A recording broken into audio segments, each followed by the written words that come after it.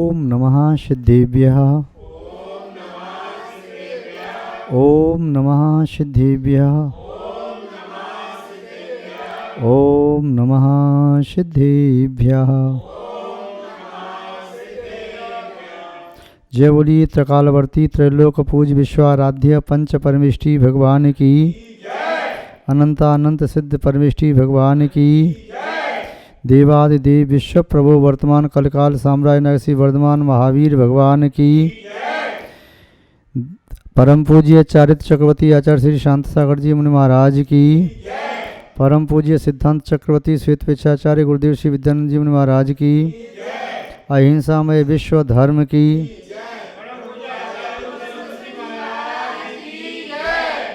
धर्म स्नेही सत श्रद्धालु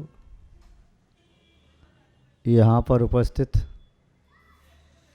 आप सभी भव्य वर पुंडरीक पुण्यात्मा महानुभाव, जीवन द्रुत गति से चलने वाले किसी यान की तरह से है। जीवन पर्वत से गिरती हुई सरता की धारा की तरह से है। जीवन कोई कहता है पानी के बगुले की तरह से है। जीवन कोई कहता है पुष्प की गंध की तरह से है, जो अनुभव में तो आता है किंतु पकड़ में नहीं आ पाता। शब्द की तरह से है, सुनने में तो आता है किंतु सहजता में पकड़ में नहीं आता। यंत्र आदि से पकड़ा जाता है किंतु ऐसे इंद्रिय से देखने में नहीं आता। उस जीवन को हमें सफल और सार्थक करना है। जीवन हमारा सफल बने, सार्थक हो, मंगलमय हो, स्वपर के लिए हितकारी बने। कैसे हो सकता है? इसके लिए कुछ पुरुषार्थ करने की आवश्यकता है। अनादिकाल से इस प्राणी के जीवन में जो कुसंस्कार पड़े हैं, उनके अनुसार जीवन व्यतीत करने से जीवन सफल और सार्थक नहीं हो सकता, सुखद और शांतिप्रद नहीं हो सकता। जीवन के द्वारा हम अपने अंतिम और चरम लक्ष्य मोक्ष को प्राप्त नहीं कर सकते। उन संस्कारों का तो नाश करना ही पड़ेगा। तो उसके लिए परम पुरुषार्थ की आवश्यकता है। जिस व्यक्ति ने समय का सदुपयोग किया, समझो उस व्यक्ति ने अपने जीवन का सदुपयोग किया। समय एक ऐसी मरहम है जो बहुत गहरे घावों को भी ठीक कर देता है। समय एक वह वस्तु है जिसके द्वारा छोटी सी लकीर बहुत बड़ी खाई बन जाती है। समय वह चीज़ है जो तत्काल की बात को भी दूरवर्ती कर देता है। समय वह चीज़ है जो बीज को अंकुर, पौधा, वृक्ष, वृद्ध वृक्ष और उसका अंत कर देता है। समय ही एक वह चीज़ है जिसके माध्यम से छोटे का बड़े का भेदभाव किया जा सकता है। समय न हो तो किसी भी द्रव्य में परिवर्तन संभव नहीं है। समय कभी अनुकूल होता है, कभी प्रतिकूल। प्रातःकाल सूर्य उदय होता है, संध्या काल में ढल जाता है। समय समय की बात है, समय समय का खेल। समय बिगड़ने में नहीं लगे जरा सी देर। यह समय जीवन के खेल को बना भी देता है और जीवन के खेल को बिगाड़ भी देता है। समय के मायने क्या समझें? समय के मायने पहला अर्थ है काल, टाइम। आप कहते हैं व्यवहार में हमारे पास समय नहीं है, इतना समय हो गया, बहुत समय बाद मिले। अरे समय की कीमत पहचानो, तुम समय का दुरुपयोग करते हो, इत्यादि वाक्यों में समय शब्द का प्रयोग काल के लिए होता है, टाइम के लिए होता है। दूसरा समय शब्द का प्रयोग किया जाता है आत्मा के लिए। आत्मा भी समय शब्द से संबोधित की जाती है। आचार्य भगवान कुंदकुंद स्वामी ने आत्मा का सार जिस ग्रंथ में लिखा उसको समय सार कह दिया। या जहाँ कहीं भी आत्मा के गुणों की चर्चा हो, आध्यात्म चर्चा हो, शुद्ध आत्मा की चर्चा हो, चर्या करने के सूत्र बताए जाएं, उसे भी समय का सार कह दिया जाता है। समय का अर्थ मत, संप्रदाय, धर्म आदि से भी लिया जाता है। स्वसमय, पर समय, अपना मत और परमत। समय का अर्थ जिन शासन से भी लिया जाता है। समय की छत्र छाया में ही आत्मा को परमात्मा बनाया जा सकता है। महानुभाव, समय बहुत महत्वपूर्ण चीज़ है। जीवन में प्राणी सबको पहचानने की कोशिश करता है, कौन अपना है, कौन पराया है, कौन मेरे लिए हितकारी है, कौन अहितकारी है, किसके माध्यम से कल्याण होगा, किसके माध्यम से कल्याण होगा, ये सब देखता है, प्रयास करता है और हितकारी को देखने की कोशिश करता है। इसीलिए व्यक्ति छोटी से छोटी वस्तु का भी सदुपयोग करता है। यदि 4 रुपये की झाड़ू भी लाएगा उसका सदुपयोग करेगा। यदि कोई 10 रुपये का मटका भी लेके आया उसका सदुपयोग करेगा। यदि कोई और छोटी सी चीज़ लेकर के आता है उसका सदुपयोग करता है। कोई मिट्टी का खिलौना खरीदा उसे यूँ तोड़ नहीं देगा, उसका भी सदुपयोग करता है। व्यक्ति अल्प मूल्य वाली वस्तु से लेकर के बहुमूल्य तक की सभी वस्तुओं का सदुपयोग करता है। उसे ऐसा लगता है सदुपयोग करने से जीवन सफल और सार्थक बनेगा। वस्तु का सदुपयोग करने से पुनः पुनः वस्तु की संप्राप्ति संभव है। दुरुपयोग करने से उसकी संप्राप्ति पुनः बड़ा कठिन है। किंतु इन सब का सदुपयोग करते हुए वो अपने शरीर का सदुपयोग क्यों नहीं करता? शरीर का दुरुपयोग क्यों करता है? अपने वचनों का सदुपयोग क्यों नहीं करता? वचनों का दुरुपयोग क्यों करता है? अपने मन का सदुपयोग क्यों नहीं करता? मन में बुरी बुरी विचार क्यों लाता है? अपनी आत्मा का सदुपयोग क्यों नहीं करता? इस आत्मा ने आज अच्छा साधन प्राप्त किया, मन वचन काय या और उपकरण साधन सामग्री, इन सब को प्राप्त करके उसका सदुपयोग करने का भाव मन में क्यों नहीं लाता? ये सब बातें व्यक्ति क्यों भूल जाता है? क्योंकि उसने सही मायने में भी आत्मा को जाना ही नहीं। जो व्यक्ति समय का सदुपयोग करना जानता है वही अपने जीवन का सदुपयोग करना जानता है। क्योंकि जीवन समय से हटकर के कोई दूसरी चीज़ नहीं है। जन्म एक बिंदु है, मृत्यु दूसरा बिंदु। जन्म और मृत्यु के बीच में रहने वाला जो कालखंड है उसे जीवन माना जाता है। उस कालखंड में शरीर बढ़ता चला जाता है, मन परिपक्व होता है, वचनों में स्पष्ट बोलने की क्षमता आती है। वह समय ही करता है जिसने समय का सदुपयोग किया, अपने जीवन का एक एक क्षण बड़ी सावधानी पूर्वक व्यतीत किया है, वह समय का सदुपयोग करने में समर्थ होता है। समय शब्द को यूं भी अपन देख सकते हैं, स अक्षर कहें तो स अक्षर सम्यक का प्रतीक है। सम्यक यानी समीचीनपना, प्रशंसनीय, श्रेष्ठ, अच्छा। तो समय यूँ कहें जो समीचीनता से युक्त है, श्रेष्ठता से युक्त है, प्रशंसा के योग्य कार्य से युक्त है, वह समय है। स अक्षर का अर्थ समझ भी ले सकते हैं।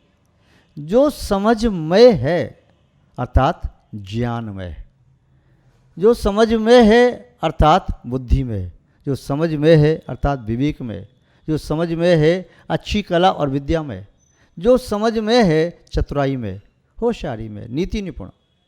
उसे कब, कहाँ, कौन सा कार्य करना चाहिए, कैसे करना चाहिए, क्यों करना चाहिए, इत्यादि बातों को जो जानता है वह समय को जानने वाला होता है।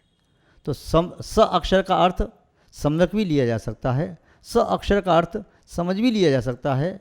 मैं तो अपने आप में कह ही रहा है उस मय यानी उससे युक्त। तब समय का अर्थ सम्यक में, समझ में। स अक्षर का अर्थ संयम भी किया जा सकता है, संयममय।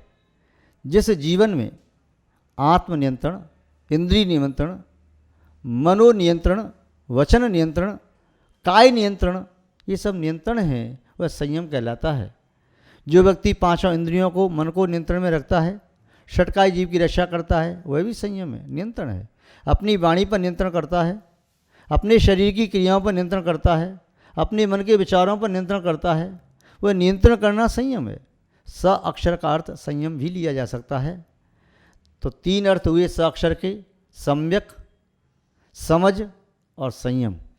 स अक्षर का अर्थ सरलता भी है, परिणामों को सरल बनाओ, सरलमय।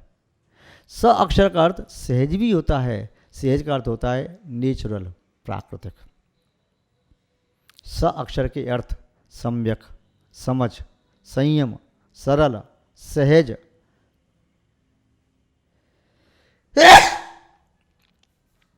सदय, दया में परिणाम भी हो सकता है। स अक्षर का अर्थ सफल भी होता है, सफलतामय, और स अक्षर का अर्थ समता भी होता है। इन सभी अर्थों को मय के साथ जोड़ दिया जाए, सम्यक में, समझ में, संयम में, सरल में, सहज में, पुनः समता में और सफल में, ये सभी अर्थ जोड़ लिए जाएं, तब समझो कि समय शब्द के अर्थ हम सब देखते जा रहे हैं, समझ रहे हैं। और स अक्षर का अर्थ होता है सुंदर, स अक्षर का अर्थ होता है समीचीन, स अक्षर का अर्थ होता है जो सबके लिए सुखद हो। इसलिए किसी के साथ स अक्षर लगाने से उसका अर्थ बहुत अच्छा निकल के आ जाता है। महान भाव, तो समय के मायने हुआ ये सभी चीज़ें हमारे जीवन में आ जाएं, सम्यक भी आ जाए, समझ भी आ जाए, संयम भी आ जाए, सरलता भी आ जाए, सहजता भी आ जाए, समता भी आ जाए, समरसता भी आ जाए और सफलता भी आ जाए। ये सभी आ जाएंगे तब हम अपने जीवन को सार्थक कर पाएंगे, हम अपने जीवन का सदुपयोग कर पाएंगे। जिसने चित्त की उर्वरा भूमि पर समय के सम्यक बीज नहीं बोए, वह उस किसान की तरह से हाथ मलता रह जाता है जो किसान आषाढ़ में बारिश होने पर भी अपने खेत में बीज नहीं बोता। किंतु जो व्यक्ति समय के रहते हुए अपने चित्त की भूमि को उर्वरा बना करके सम्यक बीजों का वपन करता है, ऐसा व्यक्ति सुफल की फसल को प्राप्त करके परम आनंद, परम लक्ष्य को प्राप्त कर लेता है। महान भाव, हम समय का सही सदुपयोग करना सीखें। समय किसी का इंतजार नहीं करता, समय अपनी गति से गतिमान है। चाहे संसार के कोई और यंत्र आदि रुक जाएं, चाहे किसी की श्वास रुक जाए, किसी का बोलना रुक जाए, चलना रुक जाए, विचारों का चिंतन की धारा रुक जाए, यहाँ तक किसी की श्वास भी रुक सकती है, ब्लड का सर्कुलेशन भी रुक सकता है, सब कुछ रुक सकता है। जितने भी यंत्र यान बनाए जाते वे रुक सकते हैं, किंतु समय कभी रुकता नहीं, वह तो निरंतर चलता रहता है, चलता ही रहता है और चल के भी जाता कहीं नहीं है, अपने आप में परिणमन करता है और दूसरों के परिणमन में निमित्त बनता है। वह समय भी यही कहता है, आप भी अपने आप में परिणमन करो और दूसरों के शुभ परिणमन में निमित्त बनो। चल कर के कहीं नहीं जाना है, बाहर के चलने से तुम्हें अंतरंग का लक्ष्य प्राप्त नहीं होगा। अब तो आपको अंतरंग में रमण करना है, अंतरंग में परिणमन करना है। महान भाव, एक चित्रकार ने चित्र बनाया, वह उस चित्र को बाजार में लेकर के गया जहाँ चित्र बिक रहे थे, बहुत तस्वीरें बिक रही थी। कोई किसी देवता की तस्वीर थी, कोई किसी महापुरुष की, कोई साहित्यकार की, कोई वैज्ञानिक की, कोई समाज सेवी की, अन्य अन्य प्रकार के सभी के चित्र बिक रहे थे। यह चित्र एक विचित्र चित्र था कि उसके पास ग्राहक आते और लौट जाते। शाम हो गई, उसका चित्र नहीं बिका। बड़ा अजीब चित्र। शाम को लोग इकट्ठे हुए, क्या बात है, ये ऐसा कैसा चित्र लाया, बिका भी नहीं, कौन लेगा इसके चित्र को, चित्र क्या है। उससे पूछा, भाई तुमने क्या चित्र बनाया। आदमी जैसा चेहरा बनाया है और समझ में नहीं आता, लंबे लंबे बालों से चेहरा ढक दिया है, कुछ पहचान में नहीं आता किसका चित्र बनाया, और पीछे से कोई दिखाई नहीं दे रहा है। सभी लोगों की जिज्ञासा हुई, बताओ किसका चित्र है। उसने कहा, इस चित्र के बारे में जो बता सकेगा तब मैं यह चित्र उसे मुफ्त में ही दे दूंगा। बड़े बड़े विद्वान, बड़े बड़े जो राज्यसभा के मंत्री थे वह उपस्थित हुए, राजा भी उपस्थित हुआ। सबने खूब सोचा ये चित्र किसका हो सकता है। किसी मनुष्य के लंबे लंबे बाल थे, कोई लेडीज के बाल थे। यह कौन है, कैसा चित्र है? चित्र बहुत सुंदर है, समझ में नहीं आता आखिर में चित्र है क्या। किंतु उससे ही फिर पूछा, महानुभाव आप ही बताएं। उसने कहा, यह है समय का चित्र। समय का चित्र है। समय जब सामने से आता है उसे कोई पहचान नहीं पाता। जैसे ये चित्र सामने से आए, पहचान न पाए, लंबे लंबे बालों उसका चेहरा ढका हुआ है, कोई नहीं जान पाता ये कौन आ रहा है। प्रत्येक व्यक्ति के जीवन में समय आता है, अच्छा समय भी आता है, बुरा समय भी आता है। बुरे समय जब आते हैं तब तो व्यक्ति रोता है, सिसकता है, प्रभु परमात्मा का भजन करता है। अच्छा समय आता है तो प्राय करके वह अपने कर्तव्यों को भूल जाता है, समय को पहचान नहीं पाता। कई बार समय उसके जीवन में आता है, उसको सु अवसर देने के लिए आता है, किंतु वह जान नहीं पाता। ये समय का चित्र है और पीछे से इसका सिर एकदम चिकना है, गंजा है।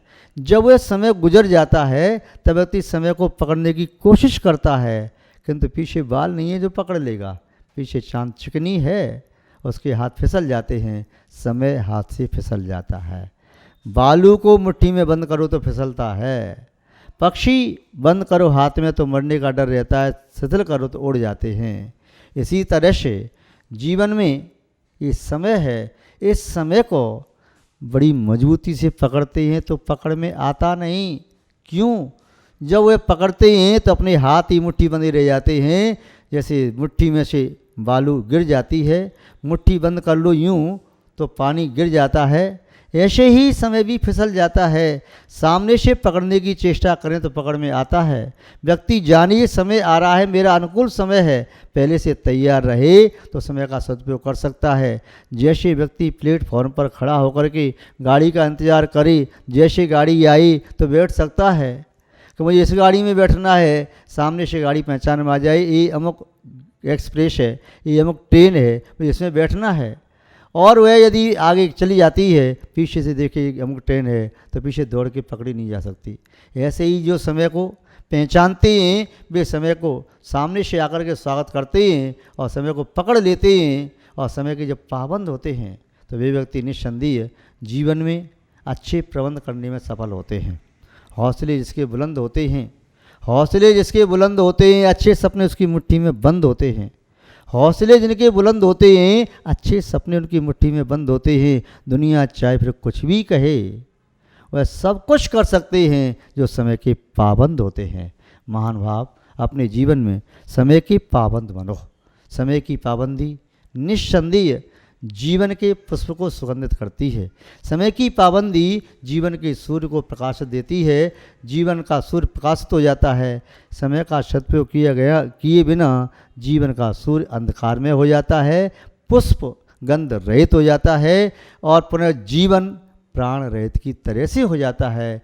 इसलिए आप यदि उपयोग करना ही चाहते हो, सदुपयोग करना चाहते हो, तो सबसे पहली चीज़ है समय का सदुपयोग करना सीखो। समय का सदुपयोग ही जीवन का सही सदुपयोग है और जीवन का सही सदुपयोग ही अपने लक्ष्य की मंजिल की प्राप्ति है। मैं आप सबके लिए ये भावना भाता हूँ कि आप सभी लोग समय का सदुपयोग करें।